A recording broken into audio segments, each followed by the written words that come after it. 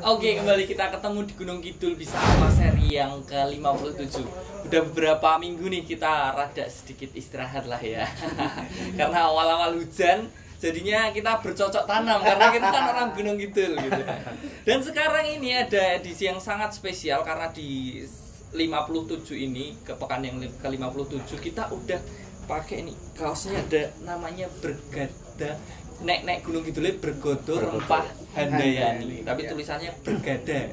Karena Gunung Kidul jadi Bergodo Rempah Handayani, dan kita udah sama dua orang yang apa ya istilahnya mengepalai, mendarahi dari acara Bergodo Rempah Handayani ini. Yang pertama ada Mbak Tika. Selamat malam Mbak Tika. Selamat malam. Nah, Mbak Tika ini selaku project direkturnya ya. Kemudian ada Pak Jali. Ini Pak Jali ini adalah apa ini? Apa saya tok sutradara. Oh, tok tapi tenanan sutradara. Tok untuk. Ini ada dua orang yang hebat ini yang dari awal mengkonsep mempersiapkan satu festival yaitu Bergodo Rempah Handayani, dan kita pengen kita pengen tahu lebih dalam karena dari kata Handayani ini kita sedikit menerka-nerka bahwa ini tuh idenya sangat Gunung Kidul sekali gitu. Kita pengen ngulik nih Om nih ya, tentang Bergodo Rempah Handayani itu sebenarnya apa. Nah ini dari Mbak Tika dulu mungkin ya. Mbak Tika, ini maksudnya apa Mbak? Bergodo Rempah Handayani idenya dari mana? Terus konsepnya ini kan kemarin kalau kita lihat di poster itu adalah drama musikal. Boleh dikatakan mungkin pertama kali di Gunung Kidul drama musikal, atau udah ada sebelumnya? Idenya dari mana? Kata Bergodo Rempah Handayani kan, Bergodo itu kan jenis pasukan ya, rempah itu ya rempah-rempah. Handayani Gunung Kidul, jadi mungkin pasukannya no jahe, laos. Oh iya. Betul itu dia. Oh Mbak Tika gimana? Kalau saya pribadi kan memang saya yang mengusulkan sebuah produksi drama musikal, dan itu memang cita-cita saya dari sebelum masuk dunia tari. Itu memang dari kecil tuh suka yang namanya tari, musik, sama nyanyi gitu. Dan memang punya cita-cita dari dulu, apapun project ketika ada hibah atau ada orang yang mau sponsorin, itu selalu yang pertama aku usulkan dan cariin stakeholder untuk bisa gabung dengan idenya saya sendiri, itu adalah drama musikal gitu. Sehingga kebetulan kan ada namanya bantuan fasilitasi kesenian untuk karya. Jadi kita ada dari Kemendikbud itu membuka open karya, terus saya mendaftarkan, dan pada saat itu saya punya ide tentang rempah karena memang di kehidupan saya itu memang cita-citanya pengen punya perkebunan rempah di Wonosari. Iya, karena kan Wonosari kan memang bukan punya pemerintah ya, jadi memang udah dari sejak di sana di sana tuh hutan tanaman hidup sebenarnya. Nah, di situ simbahnya saya itu jualan cengkeh dulunya, jualan rempah-rempah, sehingga memang udah dari awal pengen membuat sebuah karya drama musikal yang bertema Gunung Kidul banget. Jadi itu kan berangkat dari lingkungan keluarga gitu. Sehingga akhirnya saya mengusulkan itu menjadi sebuah ide pertunjukan yang mungkin unik, karena saya juga kenal ketemu Mas dari tahun 2008, udah beberapa kali bantu dan juga kolaborasi membuat drama musikal gitu. Sehingga ketika saya mengusulkan itu sudah ada di pikiran, oh yang jadi sutradara bakalan ini, yang ini seperti ini. Jadi ketika mengusulkan itu udah kebayang, walaupun nggak kebayang ceritanya bakalan kayak apa, itu nanti Mas Jali yang mikir, karena Mas Jali itu sutradara sutradara sekaligus penulis naskahnya. Sehingga memang aku udah pasang sama Mas Jali, aku punya ide ini, sempet bingung apa sih rempah-rempah. Terus aku pokoknya gimana caranya rempah itu ngomong tentang Gunung Kidul gitu. Tambah bingung kan Mas Jali ya, ngomongnya sama Mas Jali. Pokoknya rempah-rempah tapi ada di Gunung Kidul. Nggak tahu gimana ceritanya supaya itu ada sinergi, ada benang merah rempah-rempah di Gunung Kidul. Saya ngepan sih Mas kalau kayak gitu. Jadi apa ya? Kebiasaan kita kalau ngomongin rempah itu ngomongin VOC itu Pak. Ya. Sepanjang itu gitu. Jadi ada satu perusahaan yang sampai hari ini tidak sama sekali pernah bangkrut, namanya VOC. Yang kemudian datang ke Maluku, menukar Maluku dengan New York hari ini dan seterusnya. Saya bayangin begitu. Kemudian ada Handayani di sini. Jadi ada dua tarikan besar, bahwa tarikan pertama rempah yang menjadikan Indonesia terkenal sebelum masa kemerdekaan, sampai kemudian Handayani sebagai darahnya kita di sini. Ya. Ini Bang Jalil pasti ngomongin. Iya. Gimana Bang? Ya, saya itu cuma apa ya dapat tiba-tiba Tika menelpon saya, Mas ini aku mau bikin pertunjukan gitu. Oh ya bikin loh. Mas dari negara belah kok iso. Nah, jadi ya itu seperti yang dia sebut tadi, jadi dia mengajukan FBK itu ke kementerian dan lolos. Itu kan masih berwujud konsep aja ya, bahwa dia mengajukan itu pertunjukan drama musikal dengan tema rempah-rempah Gunung Kidul. Nah terus ya naskahnya gimana ya, Mas Jili yang bikin. Waduh. Jadi ya akhirnya saya harus cari-cari informasi, baca-baca buku gitu. Saya tidak menemukan rempah yang khas Gunung Kidul gitu atau asli Gunung Kidul gitu. Waduh, nggak ada. Jangankan asli Gunung Kidul, yang Jogja aja DIY aja nggak ada.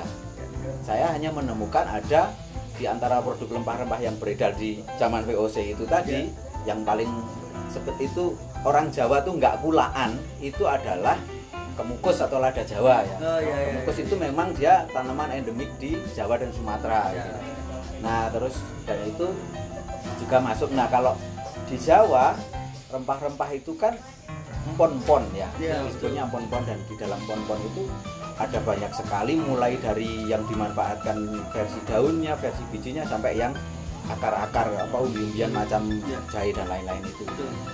Nah terus saya kemudian sejak awal memang karena ini harus ngomong juga soal Gunung Kidul, saya ini berarti nggak bisa ngomong seperti umumnya. Kalau kita ngomong rempah-rempah emang selalu jatuhnya itu ke kedatangan Eropa. Nah terus ini berarti nggak bisa belok ke sana. Terus aku nyari ketemulah ada Serat Primbon Jampi Jawi, yang itu naskah keraton dari zaman Keraton Mataram masih di Solo, yang di sana memuat ada ratusan resep pengobatan tapi dengan bahan semuanya empon-empon. Nah berarti ternyata masyarakat Jawa itu sejak lama sudah memanfaatkan empon-empon itu di dalam dunia pengobatan, nggak melulu untuk bumbu. Nah, akhirnya saya fokus ke situ, dan kebetulan kan kita sedang pandemi ini. Wah ini bisa disambung-sambungin nih. Betul. Nah, kayak gitu. Saya sekali lagi tadi gatel kalau ngomongin konsep. Indonesia terkenal dengan dua perkara, entah di pegunungan, entah di pesisir, itu selalu dua perkara. Perkara pertama adalah perkara rempahnya, apa yang dimakan sama siklus kedaerahan, yang menjadikan orang-orang itu akan terpola hidupnya sesuai dengan alam yang ada di Gunung Kidul, misalnya gitu. Yang kedua adalah pola logam. Jadi hampir semua tipikal di Indonesia itu polanya pola logam, sampai senjatanya keris, kemudian apa-apa. Kita nggak punya senjata jati diri itu sedikit. Senjatanya tuh selalu berbentuk. Karena memang pola kebangsaan kita ini pola logam dan pola rempah. Selalu dua urusan ini gitu. Sampai ke konsepnya Bang Jalil tadi, menemukan pola acara sangat Gunung Kidul, dipaskan dengan masa pandemi, plus dengan ada empon-empon ala Gunung Kidul, ketemu serat pengobatan Jawa Gunung. Sebenarnya kita sehat dari dulu sebenarnya kan, kalau begitu. Ditambah lagi ada jadi bentuk hiburan itu. Ini harusnya jadi kesehatan semua orang nih acara ini gitu kan. Bukan hanya kesehatan mata ya, kesehatan batin, tapi apa ya, ekstra strong buat ini. Nah, memang tujuannya sampai ke situ arahnya bagaimana Mas? Ya dari itu kemudian saya memutuskan ya ini memang harus arahnya ke pengobatan kayaknya ya. Nah, terus baca lagi gitu.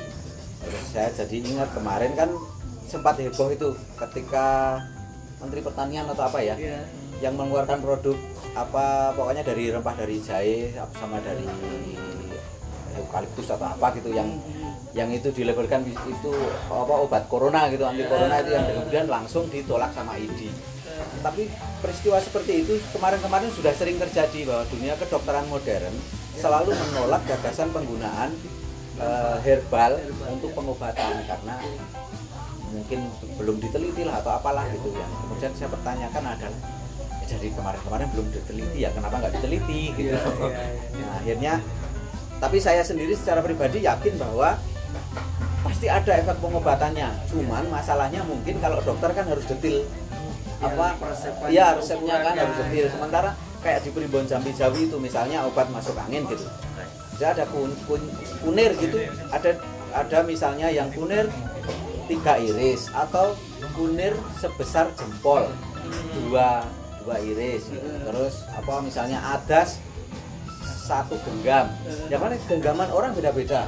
Gitu kan Mas Daniel ngiris, Mas Bowo ngiris. Jempolnya beda ya. Kan irisannya seberapa kan beda-beda. Ya mungkin cuma di detail itunya. Tapi saya yakin tetap unsur pengobatan itu sebenarnya pasti ada gitu. Nah, makanya itu yang kemudian saya rangkai, saya hubungkan dengan yang Gunung Kidul apa ya gitu. Terus saya nyari-nyari iseng-iseng soal sejarah Gunung Kidul gitu. Nah, saya sambungkan dengan alur pendirian Kabupaten Gunung Kidul ya, yang dulu di Ponjong kan ibu kotanya terus dipindah ke Wonosari gitu. Saya ambil itu, cuman saya nggak berani nanti supaya nggak terjebak bahwa ini adalah peristiwa sejarah gitu, maka nama-namanya sedikit saya ganti gitu, baik nama orang, nama tokoh pejabatnya waktu itu, kemudian nama-nama desanya saya samarkan karena ini memang bukan pertunjukan yang pure kita mengambil runutan sejarah gitu, cuman kerangka peristiwanya aja saya sisipkan di situ bahwa ketika dipindah Ponjong ke Wonosari masih hutan kan, terus dibabat, kalau di serat babat Asnopo Doyong atau apa ya itu kan memang disebutkan angker kan, hutan Wonosari itu angker gitu. Nah ya di sini juga saya ambil itu, cuman bentuk dari angkernya itu adalah setelah dibabat itu selain ada amukan dari binatang buas, kemudian tiba-tiba muncul penyakit gitu ya. Kalau nalarnya kan pasti banyak nyamuk apalah apa gitu. Terus itu mewabah gitu. Terus nanti ada bantuan dari Keraton Jogja mengirim bergodo yang namanya bergodo Rempah Handayani, yang dikiranya itu prajurit gitu yang untuk membackup tenaga untuk membabat hutan itu. Ternyata yang teko bluk wedok-wedok gendong tenggok gitu. Oke, ini spoiler aja teman-teman. Jadi versi lengkapnya teman-teman harus nonton. Nanti live-nya ada di YouTube-nya Loka Festival. Saya tuh kagum karena teman-teman Gunung Kidul, anak-anak muda Gunung Kidul, saya manggilnya apa ya? Mas Jali, Om Jali aja ya, biar keren nih.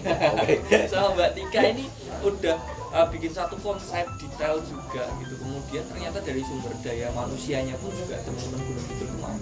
Nah saya pengen nanya sedikit nih Mas, sebelum closing segmen ini, untuk mempersiapkan detail konsep si naskah ini, karena jenengan juga harus riset dulu, harus baca buku dan lain sebagainya, ini butuh waktu berapa lama sih? Kalau ini karena proyek dari kementerian itu ada timeline-nya gitu, dan kayaknya Tika ini dapat yang gelombang 2 ya. Jadi mereka itu ada 2 gelombang. Pengumuman yang pertama Juli kalau nggak salah. Tika ini dapatnya pengumumannya itu gelombang 2 udah September atau apa gitu, dan pertunjukannya itu harus di bulan November malah. Proyeknya itu di September, Oktober, November paling harusnya malah awal ya. Harusnya itu awal November, cuman itu terus waduh aku nggak sanggup kalau awal November gitu. Ya karena kebetulan waktu itu juga sedang mengerjakan proyek teater lain gitu sampai bulan Oktober pertengahan. Akhirnya dinego bisa sampai akhir ya, November akhir gitu tapingnya. Cuman kalau tayang YouTube-nya itu boleh Desember. Nah, ini subscribernya Gunung Kidul bisa apa? Ini pasti udah nggak asing sama Om Jali. Dulu waktu kita pekan 20 atau 30? 20 kayaknya. 20 ya. Pernah ngisi juga sama orkes Omah Gondel. Iya, penyanyinya. Nah, jangan kemana-mana karena kita akan ketemu lagi di segmen 2. Tentunya karena tadi 2 bulan udah bisa langsung 1 bulan sebenarnya ya. Latihannya 3 minggu. Nah, kita pengen ngulik nih babakan prosesnya karena pasti ada hal-hal yang menarik. Sampai ketemu di segmen yang kedua.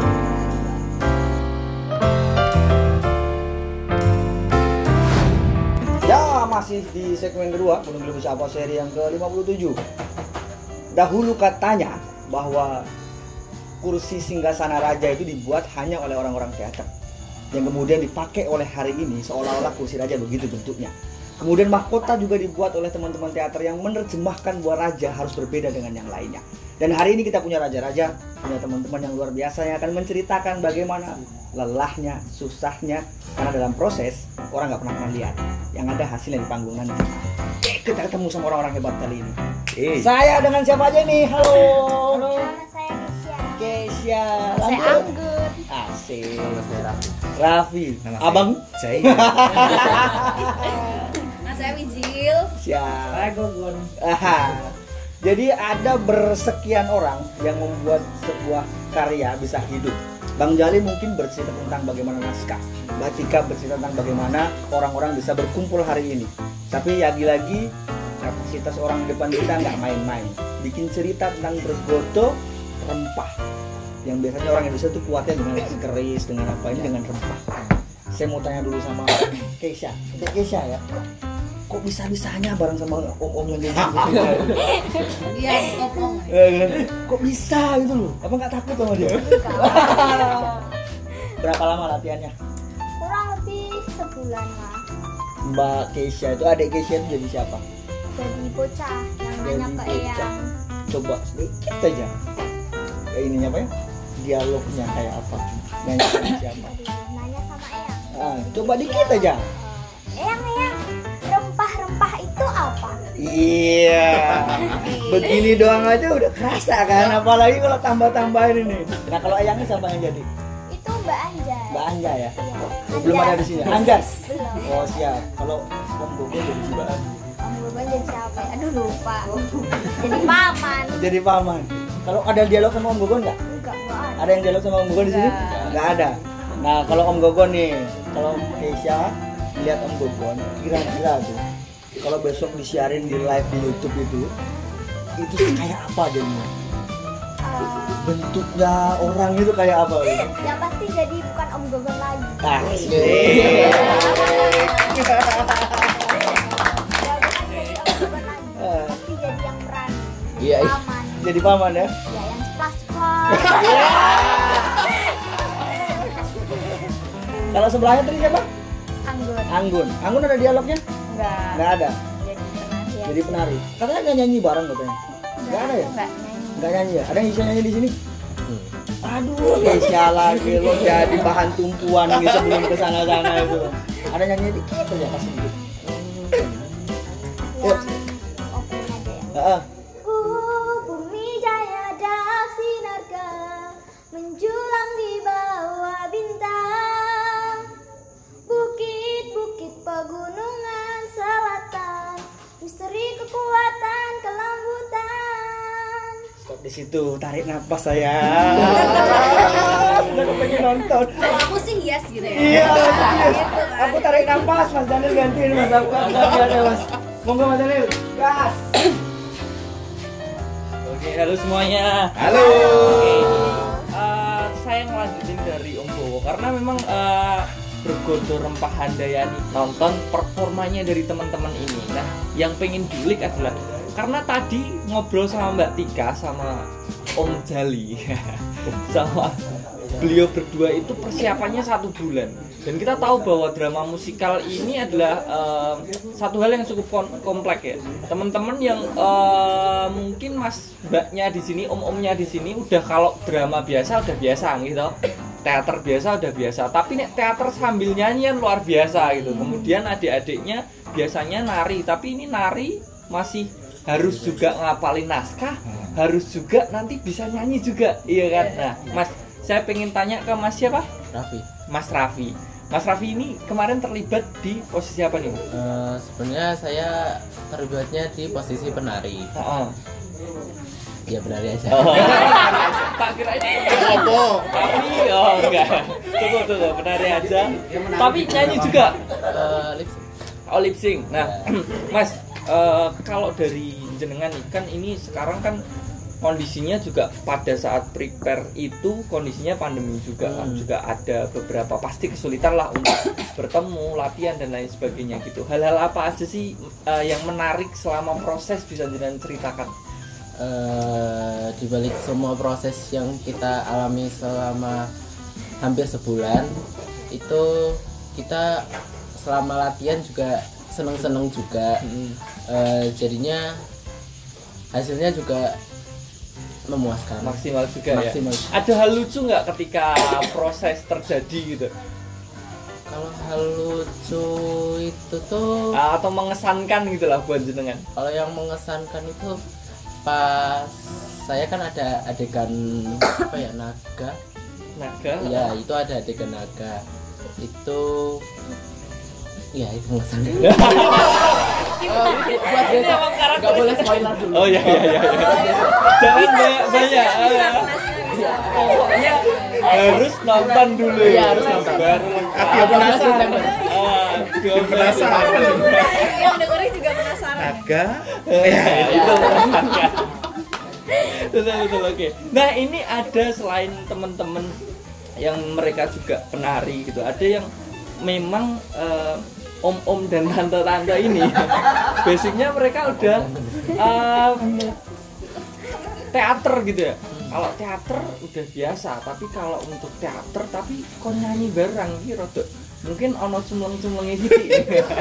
Nah, kenalan dulu sebelumnya. Ada siapa nih, om sama tante siapa ini? Oke, perkenalkan, saya biasa dipanggil Giant. Giant ya. Ya.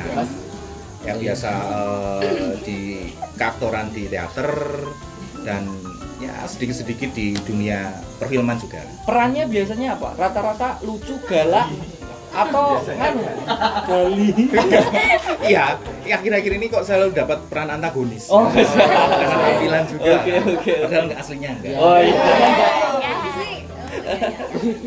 Terus ada Kalau saya Wijil, terus apa lagi? biasa perannya apa? Oh, kalau perannya biasanya aku protagonis yang sedih-sedih, Oke. muas-muas. kayak Untuk gitu. kali ini Kali ini enggak protagonis juga ya, cuma enggak sedih gitu loh. Nggak sedih. Penuh semangat gitu, ceria, tapi Oke. baik-baik gitu. oke, ada Saya Gogon. Gogon ini Ya kali ini peran saya biasanya sih nyelelek. masih tetap yang nyelelek. Wah, kalau di kehidupan sehari-hari nyelelek juga. Ya. Oh, sama. Nggak acting ya? Enggak. Nggak berasa acting. Om Gogon itu satu-satunya pemeran yang dia nggak acting. Iya. Nggak berasa acting sama sekali. Baik. Nah, terkait nih, karena kalau cuma untuk acting saja, untuk main teater saja kan udah biasa nih. Kalau untuk di Bergodo Rempah ini kan teman-teman itu juga dibebani tugas juga untuk nyanyi. Betul. Kira-kira ada yang kaku, ada yang kiku, Iya. ada yang terbebani tenanan. Sebelum nanti Mas Gogon. Oh iya. Ah. Oh, Mas Gogon nanti yang nyanyi. Ya, yang paling expert kan beliau. Orang nyanyi itu. Saya pipis dulu ya. Expertnya. Iya. Ya, memang treatment untuk para aktor di pentas besok itu di awal memang Mas Jali sebagai sutradara memberikan beberapa referensi untuk kami menyanyi. Pertama itu dari ketoprak atau wayang orang menak dari Keraton Jogja itu kan ada yang jadi di dialog tapi kemudian dilakukan. Oke. Nah, kami mencoba mengejar itu, mencoba ngepasin itu. Terus habis itu memang ada beberapa yang bisa pas dan ada beberapa yang saya tidak menunjuk orang. Saya nggak merasa. Ya, maksudnya itu menjadi tantangan. Tapi kemudian itu treatment itu kemudian kan naskah juga mengalami progres ya, mengalami dinamika perubahan itu kan, sehingga kemudian disesuaikan lagi. Ya, yang karena biasa kami membaca dialog dan kemudian itu dinyanyikan memang jadi tantangan tersendiri sih, Mas. Ada nggak yang ini dialognya pas gitu kayak nyanyi? Ini. Oke. Boleh dong nyanyi yang Sebenarnya ada yang bertiga semua.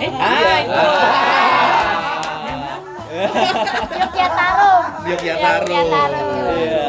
Aduh, masih inget ya. Masih dong. Ini apa nyoba? Mari nyoba. Oh. Tapi jangan panjang-panjang. Nanti pada Oke. nggak nonton YouTube ya. Oh iya benar. Harus yang sampai sama akhir ya, aja. gitu. Yang ref kita. Sampai amin-amin aja. Nggak hafal saya. Habis itu kan kamu. Iya. Nah, ayo. Kita berdua dong. Ya. Iya. Cari aman dia. 3, 2, 1. Yogyakarta negeri elok bernama harum. Amin amin. Subur makmur tenang lapang rakyatnya riang. Amin amin. Hari-hari berat dengan senyum terlewat, raja terhormat bertahta untuk rakyat gitu. Ini udah kayak film Bollywood ya. Sesok mungkin Mbak Tika mau film India yang Indonesia banget. Nah, penasaran iya gitu kan. Teman-teman pasti yang nonton yang udah tahu spoilernya, udah tahu keseruannya, teman-teman pasti pengen nonton versi fullnya Ya. gitu. Nah, tapi selama proses itu pasti kan bukan kita ngelihat kalau misalnya hasilnya bagus oke. Tapi di tengah berproses pasti walaupun jenengan ini expert di bidangnya pasti menemui kesulitan. Kalau salah satunya nih, mungkin tiga-tiganya boleh deh jawab satu-satu. Salah satu hal tantangan terbesar dari proyek Bergodo Rempah ini nopo? Kalau saya pribadi ini baru mengalami latihan yang LDR. Oh, siap. Ya kan. Jadi aktor berlatih sendiri di bawah dan dari Mas Jali awalnya itu hanya nanti akan bergabung bersama teman-teman Loka Art yang sedang latihan di atas. Oh, oke. Nah, kami kan belum bisa membayangkan nanti Di bawah itu di Jogja. Di Jogja, ya. Di atas itu di Gunung Kidul. Itu bahasa kami ya. Karena nggak paham. Ya, sehingga tantangannya itu. Barangkali ketika berlatih nggak ada masalah, tapi kan kami membayangkan ketika nanti ketemu semua, nah baru akan ada penyesuaian. Oke. Nah, itu kemudian yang kami harus siap ketemu Iya. itu. Saya harus siap ketemu itu. Siap. Itu sih kalau saya. Oke. Kalau saya sendiri kan karena waktunya itu 1 bulan ya, 1 bulan kita anggaplah kotor gitu ya. Jadi memang berpacu dengan waktu, harus ngapalin naskah, terus kemudian penyesuaian dengan aktor yang ada di Wonosari. Dan itu tuh kayak berlomba-lomba gitu. Kita ada ini nih schedule-nya harus hafal tanggal sekian. Kalau enggak kan karena mungkin akan mengganggu teman-teman yang lain juga. Nah, itu yang butuh effort lebih karena kan ada hal-hal lain juga yang dikerjakan gitu. Oke, siap. Om Gogon Nggak ada masalah. Oh, iya. Jadi sebenarnya sama ingin ngomong sudah diwakilkan rekaman. Awalnya. Kalau saya lebih pada diri saya sendiri ya, karena itu tadi perkara cacat itu loh, cacat nada itu loh. Ini coba. Jangan. Kadang-kadang cacat tempo, kemudian karena faktor U juga itu mempengaruhi terhadap hafalan. Oke. Jadi ketika Mas Jali nggak lihat, saya masih pegang naskah di sini. Kemudian oke Mas Jali. Oke. Jadi itu trik sebenarnya. Oke, memang kolaborasinya cukup asik ya, teman-teman yang ada aktor-aktornya latihannya di Jogja, kemudian juga teman-teman yang penari, adik-adiknya ini latihannya di Gunung Kidul. Nah, ini satu hal nih yang ini dari aktor-aktornya ya.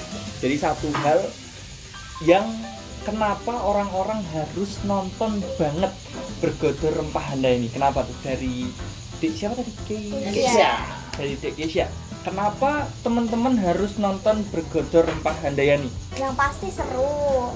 Terus mengandung cerita tentang apa sih Gunung Kidul, kan pasti banyak orang yang tanya apa sih tentang Gunung Kidul, tentang rempah-rempah.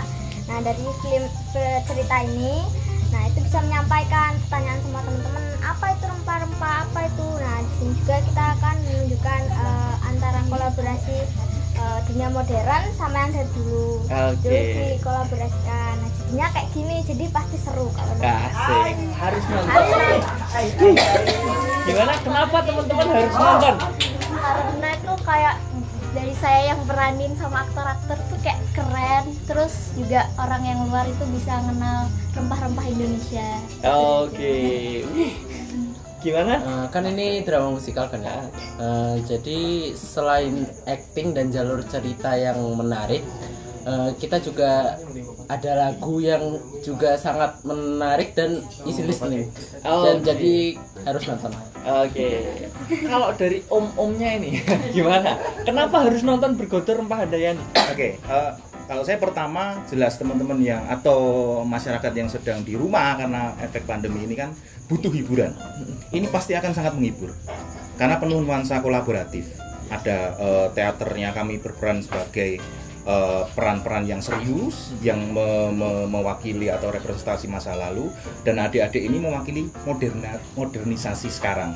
Bagaimana tarian-tarian dan semangat mereka itu bisa menjadi kesegaran di cerita nanti. Itu sih. Oke.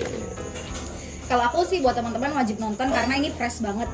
Kenapa? Karena mungkin kita aktor juga bisa merasakan semangat teman-teman ketika berproses. Itu semoga bisa sampai ke teman-teman yang nonton juga, bahwa teman-teman mungkin nggak punya latar belakang teater dan lain sebagainya, tapi teman-teman mau belajar, dan itu yang menurut aku perlu diapresiasi sama teman-teman di rumah. Kalau saya itu tangani drama musikal yang berbeda menurut saya. Kita pernah banyak drama musikal, tapi garapannya Mas Jali itu sesuatu yang berbeda, dan itu menariknya di situ. Tidak semua aktor musikal harus bisa menyanyi. Buat satu statement pembenaran gitu ya. Negasi. Oke, nah pokoknya teman-teman jangan sampai lewatkan, dan nanti saya akan tanya ini ke Mbak Tika sama Pak Jali lagi nih, tentang bagaimana nih kelanjutannya. Pasti teman-teman yang udah gabung sekarang jadi satu tuh rasanya masih pengen bikin drama musikal yang kedua, ketiga, keempat gitu. Nah nanti mau tak tanyain langsung sama Mbak Tika sama Pak Jali gimana nih next projectnya, masih ada atau enggak? Tolong. Karena ini berkaitan dengan anak istri. Siap. Thank you untuk teman-teman semuanya. Ini kita ketemu lagi di segmen yang ketiga. Tentunya kita masih membahas tentang Bergodor Rempah Handayani. Jangan kemana-mana karena masih ada pertanyaan-pertanyaan seru yang harus teman-teman ketahui jawabannya dari Mbak Tika, dari Pak Jali, dari semua teman-teman Bergodor Rempah Handayani. See you.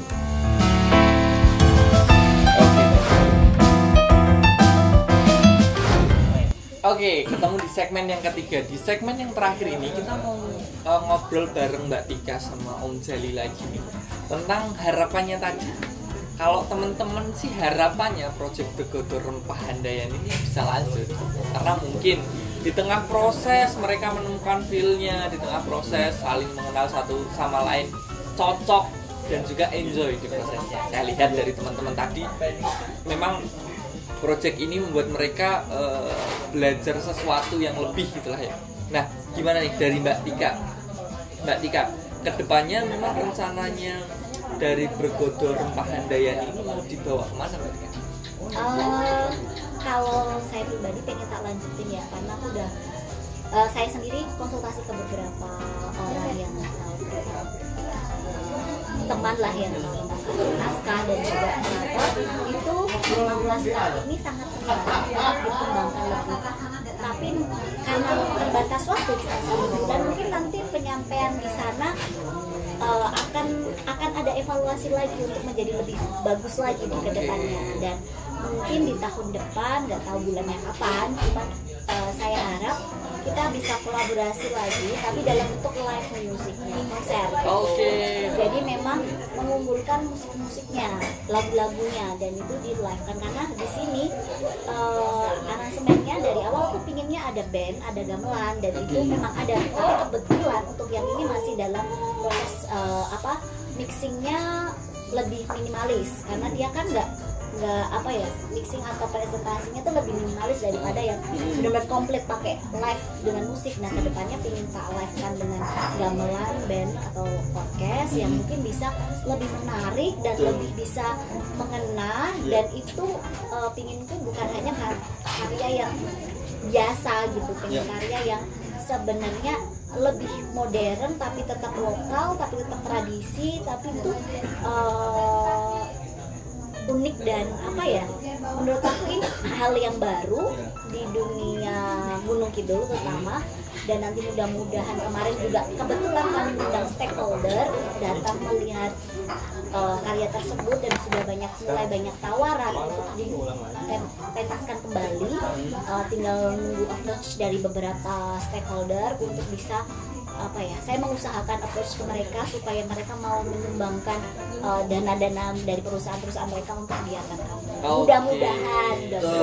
Jadi yang mau ikut sponsoring boleh. Ya, yang Sultan-Sultan.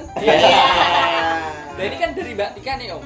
Kalau dari Pak Jali kira-kira udah nyiapin skenario cerita berikutnya belum ini? Kalau seandainya ini menjadi satu proyek yang konsisten dari tahun ke tahun.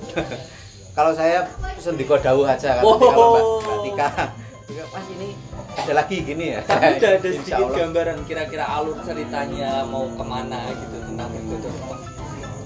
Ya ada sih ya. Saya kira sewajarnya kita bikin karya gitu selalu tidak puas kan ya. Ini sudah jadi kayaknya ini kayaknya kurang ini deh. Nah, kalau ada kesempatan ini mau tak giniin, yang ini mau tak giniin gitu. Atau mungkin ceritanya berlanjut atau bahkan bikin baru juga ya. Saya kira proses teater itu bagi sebagian besar orang ya saya alami dan orang-orang di sekitar saya itu memang mengandung nikotin kayak bikin ketagihan. Canduan banget ya. Tak sambung ini nih Pak. Jadi kebiasaannya begini teman-teman sekalian, bahwa budaya teater itu kita ingat zaman kegelapan ya, sebelum ada zaman pencerahan dalam Aufklärung and Renaissance waktu itu, bahwa budaya teater itu dibungkam dan kemudian semua saluran untuk berekspresi menjadi hilang, maka lukisan menjadi muncul, pahatan menjadi muncul. Dan hari ini saya menemukan bahasa pencerahan baru bahwa pahatan masih bisa hidup, lukisan masih bisa hidup dan dicerahkan dalam dunia yang kemudian dimunculkan dalam olah gerak, olah tarian, olah cerita, olah nyanyian menjadi sebuah kisah disebut dengan bergodo rempah handayani. PR yang saya kepingin tanyain sebenarnya bukan pada proses Aufklärungnya atau proses pencerahannya hari ini, tapi justru pada memilih jalur penokohan, ketokohannya sampai kemudian nextnya mau bikin apa lagi. Kemudian ada Mbak Tika sama Bang Jali yang berkumpul ini, ada talent yang dari mana-mana, walaupun ada 90 sekian persen dan seterusnya itu. Ada pilihan-pilihan ke Gunung Kidulan yang luar biasa, berani mengambil nama Gunung Kidul Handayaninya untuk menjadi satu ikonik besar, itu juga hal keberanian. Karena kita kan budayanya masih ada jatilan, masih ada apa-apa dan segala macamnya. Iya tuh, kok wani-wani ini dari acara kayak gitu. Sebelum kita bikin acara berikutnya, karena apa ya? Ini masalah pangkon nih gitu. Saya kira kalau soal misalnya alasan latar belakang kenapa kemudian ini mengangkat Gunung Kidul ya, Mbak Tika yang lebih ya karena beliau memang lahir dan besarnya di Gunung Kidul, sekarang juga berkarir di Gunung Kidul, jadi sangat wajar. Jadi saya hanya istilahnya tuh dipekerjakan sama Mbak Tika untuk kemudian membantu merangkai ini. Tapi sebenarnya konsep besarnya itu dari beliau gitu. Ada berapa talent totalnya Mbak? Total talent kalau talentnya itu 45, panggung 45, dan itu 95% orang Gunung Kidul. Tapi untuk produksi, terus pelatihnya, komposernya, koreografernya, artistiknya, orang yang bahkan hanya sebagai admin, tapi mereka juga tak jadi stage manager, job desk-nya macam-macam, ya itu dari Gunung Kidul. Walaupun totalnya berapa orang kira-kira Mbak? 90 orang. 80 sampai 90. Perusahaan saya itu sudah 16 tahun baru 115 orang. Ini 1 bulan udah 90 orang. Wah, sakit banget. Perikilannya sangat banyak. Betul.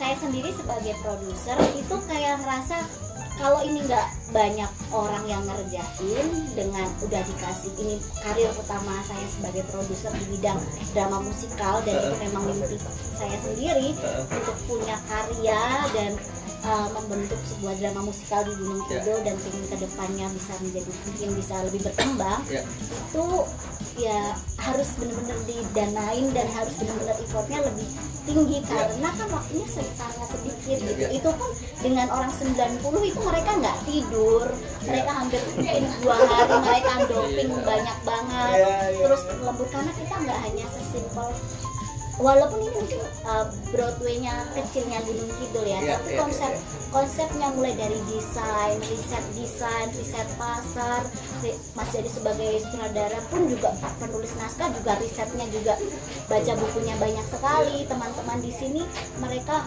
harus berdiskusi ketika memunculkan icon kan di Broadway ini ada iconnya ya, ada kemukus, ada tulisan ini, ada nanti kalau di posternya ada mini kemukus di situ. Itu kita benar-benar mendiskusikan. Walaupun mungkin bagi orang lain itu mungkin akan biasa aja atau desainnya bagaimana, cuman di sini prosesnya teman-teman di Gunung Kidul ini membuat proses yang tidak lazim karena setiap 2 hari sekali mereka harus lapor, mereka harus tahu bikin mood board, terus bikin color palette-nya, mereka harus bikin bagaimana brandingnya ini menjadi tersampaikan gitu, dan semuanya yang mendesain pun itu orang Gunung Kidul, filmmakernya pun Damar orang Gunung Kidul juga, sehingga memang di sini bukan hanya sebatas karya tapi membentuk proses supaya kedepannya produksi Broadway-nya kita atau drama musikalnya kita itu lebih bisa berkembang lagi gitu. Nggak luar biasa, cuman menurutku ada tahap stepnya. Mungkin sekarang begini, besok akan tahap naik, ada progresnya lah ke depannya. Katanya begitu Mas ya, ada 99 pukulan yang memecahkan kaca itu, bukan satu pukulan yang keras yang menjadikan kaca itu pecah. Kayak begitu. Bang Jali ini milih jalannya sangar. Iya. Saya kepingin ngulik satu lagi yang Mbak Keisha tadi itu. Itu dipilih Bang Jali atau pilih? Iya, saya yang milih. Jadi karena saya ini sehari-hari memang tinggalnya di Jogja ya, di Sleman. Jadi kemudian ini home base productionnya kan di sini di Wonosari. Terus ini sepertinya kalau saya harus setiap hari kayaknya agak repot gitu. Kemudian juga ada ketentuan dari kementerian itu yang mereka minta apa lah istilahnya itu kayak portofolio ya, untuk pemeran utamanya portofolionya gitu. Dan akhirnya saya pilih beberapa teman yang pernah saya ajak, jadi yang Giant, Gogon, Wijil dan beberapa itu ada 5 itu memang sudah beberapa kali bekerja sama saya gitu. Itu saya ajak. Kemudian ada juga yang kalau yang penari ya, karena Tika juga punya Loka Dance School ya, jadi penarinya dari Loka Dance School itu. Kemudian ada beberapa pemeran yang juga dialog yang kita ambil dari situ, termasuk si Kesia itu ya. Sejak awal belum audisi bahkan kita bikin istilahnya workshop-workshopan lah gitu, workshop acting untuk teman-teman di Loka itu di Loka. Nah itu saya ada kemudian kan ya menandai beberapa orang, oh ini potensial ya, salah satunya si Kesia. Kalau keberanian sama ini ya udah jadi barangnya. Ya. Dan dia relatif, ya saya menyebutnya dia cerdas gitu. Sejak masa dia workshop gitu, anak ini cerdas gitu. Termasuk dia yang saya agak salut sama Kesia itu waktu kita kan taping 2 hari ya. Nah di hari kedua itu ada kecelakaan. Clip onnya Kesia itu mati. Dia matikan sendiri sebelum supaya nggak bocor mungkin Mas. Begitu masuk dialog baris pertama nggak bunyi. Terus aku kan di belakang mixer. Di mixernya udah nyala. Berarti wah dia matiin sendiri. Wah aku udah gini. Tiba-tiba di tengah-tengah sambil dialog itu Kesia itu langsung sadar, dan dia dengan santai klik gini terus dinyalain tik. Itu sepengalaman saya, teman-teman pemain yang dewasa itu nggak kayak gitu ya, dia tegak antara aku gini nyalain apa enggak gitu. Biasanya memilih untuk oke lah, apa yang terjadi lah. Dia enggak, dia tetap santai itu loh, sadar kalau kok nggak bunyi tik gitu ya. Itu yang aku kaget, kok bisa sesantai itu ya. Nah, kalau yang orang-orang dewasa malah gitu, dia bisa jadi malah dialog lali barang. Closing statement deh. Oke, nah tadi teman-teman udah ngutarain nih kenapa harus nonton Bergodor Mahandayani besok tanggal 12 di channelnya Loka Festival. Teman-teman search dulu nih di YouTube Loka Festival, subscribe dulu biar nanti ada notifikasinya ketika udah upload. Kenapa Mbak Tika selaku project manager lah ya, produser ini gimana nih Mbak? Kenapa orang-orang teman-teman harus nonton Bergodor Rempah Handayani? Lagunya keren-keren, bahkan aku nggak nyangka orang Gunung Kidul bisa bikin kompos gitu bagusnya. Mungkin memang Mas Jali yang nulis naskah, tapi kan yang kompos mereka nggak kolaborasi lah Mas Jali antara, karena Mas Jali juga musisi dan teman-teman juga kolaborasi. Gadungan.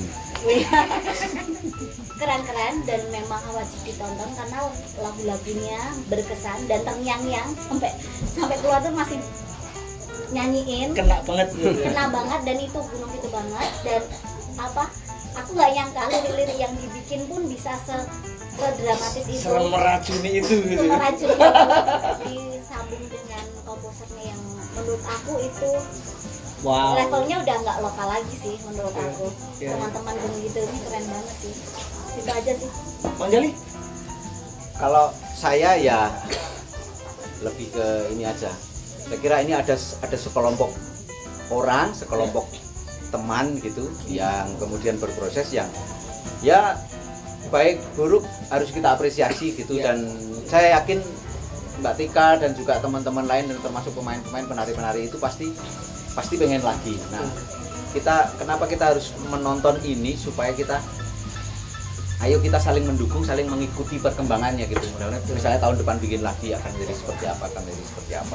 Saya kira itu. Dan kalau saya pribadi yang saya terkesan dengan produksi ini adalah saya sudah beberapa kali membuat drama yang gaya-gayanya musikal gitulah. Tapi ini pertama kali saya menyutradarai karya di mana pemainnya itu usianya itu sangat beragam. Ya, dari yang paling kecil berapa sih? Celia itu berapa? Dari ada yang 5 tahun sampai yang jenggoten tadi. Dan itu ya luar biasa, pengalaman yang luar biasa bagi saya. Dan itu patut diapresiasi. Entah baik entah buruk, silahkan ditonton. Oke, di seri ke-57 ini kita menemukan ada 3 urusan yang paling penting. Urusan pertama adalah tidak bisa hidup sendirian, harus saling ketemu. Kemudian ada 2 urusan lagi, urusannya adalah jenengan harus nonton. Urusan yang ketiga adalah bagaimana ketika semua jenis pertunjukan itu lahir bukan hanya simsalabim, sulap sekalipun dipersiapkan. Keajaiban juga datang kepada orang yang mempersiapkannya dan wadahnya siap untuk mendapat keajaiban. Di malam hari ini 57 kita tutup dan selamat menonton di tanggal 12 bersama dengan Bergodor Rempah Handayani. Dan kemudian kita sebagai orang-orang yang hanya menonton haruslah minimal bertepuk tangan atau kemudian menceritakan kepada orang lain bagaimana proses ini menjadi sangat luar biasa. Bye-bye. Assalamualaikum. Patih, derita belum juga surut, Paman. Meski hujan mulai datang, kami ini baru saja mulai menanam, Paman Patih. Sudilah kiranya Paman Patih memberi kami sedikit waktu sampai musim panen tiba. Alah, piye iki? Sabdo Pandhita Ratu. Keputusan ini adalah wisik dari keheningan Tama Brata Kanjeng Sunan Ratu.